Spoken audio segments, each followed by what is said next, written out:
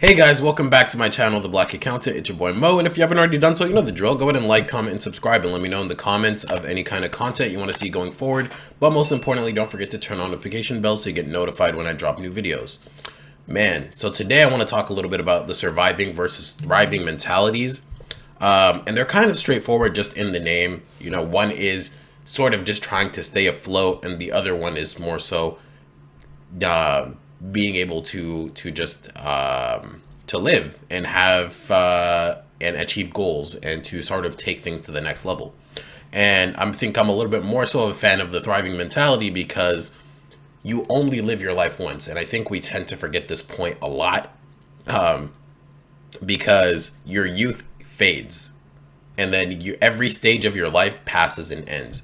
You know, and when you want to look back at your life later on, you want to make sure that you did the best that you could, or you did what you could have. It's not always about capitalizing on your potential, but it's more so about living a life with the least amount of regrets as possible, because no matter what type of life you choose, there's still going to be some level of regret. And that's only because it's human nature. We can't go through life and do every single thing because there's just too many things to do. It's impossible in our limited lifespans. So before I kind of go off on a tangent there, let me just break off what the two things are. So within a survival mindset, I find that so many of us tend to live here, be in that survival space. And it has a lot to do with your background. If you're born into poverty, if you're born to immigrant families, especially if your parents were working class, or if you're working class, or, you know, you just kind of grew up in that environment. It's this idea where, it's a very scarcity type of mindset where there's never enough. You're always trying to kind of catch up, whether that's your mental health, whether that's your finances, whether that's your social relationships. You're always playing catch up. You're always just sort of trying to stay afloat rather than take things to the next level and really thrive. Now, within a thriving mentality is an abundance mentality where you see opportunities everywhere. And you take a lot more chances or take more risks. You know, you're sort of figuring out or already balancing your social life, balancing your work life, and balancing your finances. We would all love to be in the thriving mentality. Now, it's possible to shift from the survival mentality to the thriving mentality, but it takes a minute. It takes a while because first you need to figure out why you're still stuck in the surviving mentality and figure out how to survive. Number one, before you can even start thinking about thriving. But what I'm seeing a lot is my peers and people around me who are satisfied, and not necessarily satisfied, just comfortable sticking to the surviving mentality even after making enough income, or even after becoming well off enough to move into thriving and start thinking about thriving. This surviving should never be the end goal. Thriving should always be the end goal. So now that we've sort of established that, within the surviving mentality, how do you sort of characterize it and how do you move past it? Well, in surviving, as I had mentioned, there's a lot of the scarcity mentality where you may have never really experienced having money and always needing to sort of work and trade your time for a 9 to 5 to have and pay bills. And there's nothing wrong with having a 9 to 5. I'm really tired of entrepreneurs and people telling you that, you know, it's terrible and not a good idea to have a 9 to 5. You can have a very fulfilling life and a very fulfilling 9 to 5. Just don't look at it as your only security. Anyway, so the scarcity mentality is, let me just do the bare minimum. Let me buy the bare minimum instead of looking at things as an investment. An investment means it's something that'll pay itself off in the long run. I'm not talking about stocks and bonds. That's a little bit later. What I'm talking about is sort of looking at your budget and creating a budget, first of all, and buying things in a timeline that makes sense, and buying the things that you need, and living below your means as much as possible so that you can sort of start creating a bridge to get to that thriving mentality. You know, there's within survival, you kind of tend to have more of a defeated attitude where it's sort of like, okay, well, I worked hard this week, therefore I need to cut loose and have fun on the weekend. therefore I need to go out and party, therefore I need to do X, Y, and Z, instead of sort of shifting your mentality and shifting your vision to how do I fix this in the long run, because I don't want to be stuck here, I want to move over here. So how can I do that? And a lot of times the answer will lead you back into one, creating systems, as in you need to create a routine for yourself. What time do I wake up? I need to know that. What time do I go to sleep? And making sure you stick to those things. What activities do I do during the day? Do I just go to work, come home and watch Netflix? Or do I go to work, make sure that I'm sort of understand what I'm doing at work, making sure that I'm trying to transition to more fulfilling work if I'm not fulfilled at the job that I'm doing, and making sure that you're giving importance to the relationships that matter in your life.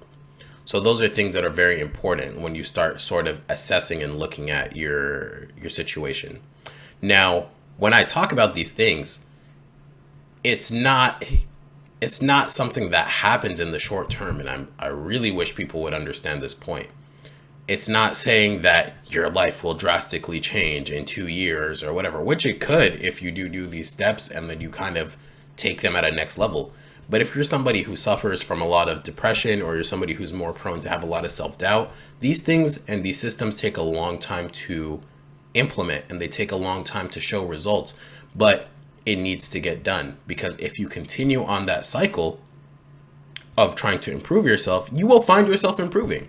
But you only need to move on your own timeline. You don't need to move on my timeline or anybody around you that tells you you need to move at a specific speed. It's however much you can handle. And you always know if you're giving your 100%. Regardless of who you can lie to, you can never lie to yourself, because you know you didn't give your 100% in a day if you go to sleep and not having done what you could have done, even if other people believe that you did your 100%. Now, once we sort of start creating these routines, like let's say I wake up at 6 a.m., first thing I do is kind of work out, get some coffee if I need coffee, and eat some breakfast, get started on my work, read maybe a book or something, or a chapter of a book, or a page of a book, or even a paragraph of a book, and then go about and do like these little things in the day. Now, you don't need to overwhelm yourself at first by just saying, I need to do all these things together. No, start by doing a little bit of one thing, and then gradually increase the amount of what you do then. And then you start really tweaking your time and tweaking your schedule, because your diet is literally everything that you consume. Whether that's media, whether that's, pretty much media, food, and information, and just energy even, the people that you choose to hang around with, is slowly shifting what you consume instead of eliminating things. It's like, how do I either replace or add to what I'm already doing? And then that's how you already are moving towards thriving. And that's what all a thriving mentality is how do I make the most of what I have, and how do I increase it?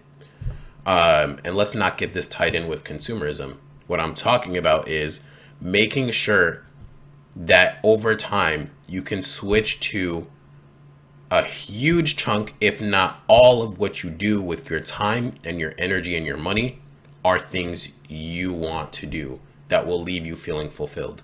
Because at the end of the day, chasing a feeling of happiness, chasing a feeling of fulfillment, these things don't happen. They're just byproducts of the choices that you make. And none of that is easy. These things take time. They take time. No matter how much you see on TikTok, people flexing that they went from like broke to a millionaire or a billionaire or something within the span of a year or two. A lot of times it's capped. Some people are able to do that, but there's always a lot of nuance and context that's missing from these little clips that you don't see, that allow you to feel bad about yourself for not achieving things in the same timeline. Give yourself the leeway to be better. Give yourself the leeway to transition into these things and to transition into these mentalities.